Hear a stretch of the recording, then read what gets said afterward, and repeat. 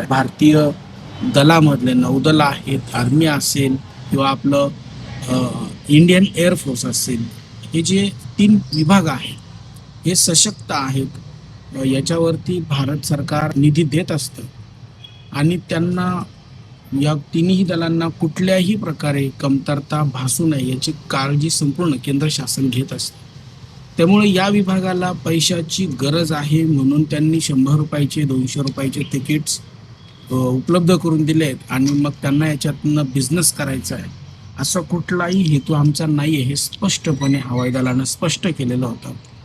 आणि या संदर्भात जिल्हा प्रशासनाला देखील या सर्व गोष्टींची माहिती आहे की जिल्हा प्रशासनाला या गोष्टी करण्याची वेळ का आली, ही नामुष्की का ओढवते.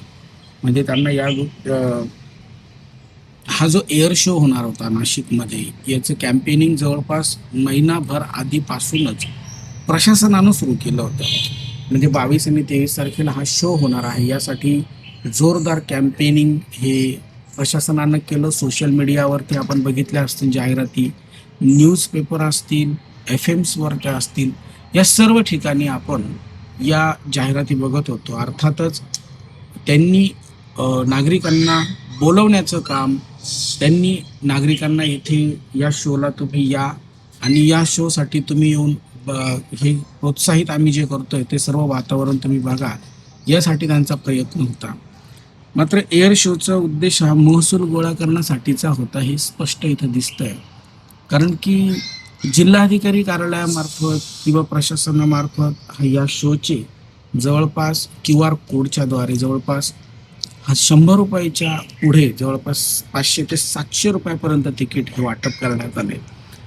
आणि कधी नव्हे तो मोठी गर्दी होणार आहे हे माहीत असून जिल्हा प्रशासनानं या संदर्भात नागरिकांच्या एकंदरीत भावनांशी खेळ खेळला आहे आपण म्हणायला हरकत नाही.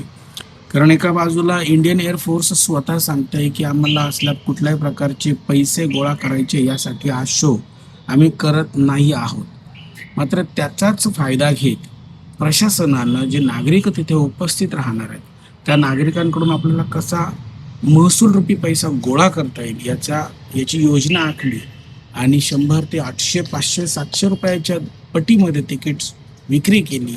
QR कोडच्या मार्फत ही तिकीट विक्री झाली, लोकांनी ऑनलाईन पेमेंट्स केलेत आणि जवळपास 1 ते 2 दिवसात 2 ते 4 कोटी रुपयाचा शासनाला महसूल जमा करून देण्यात आला.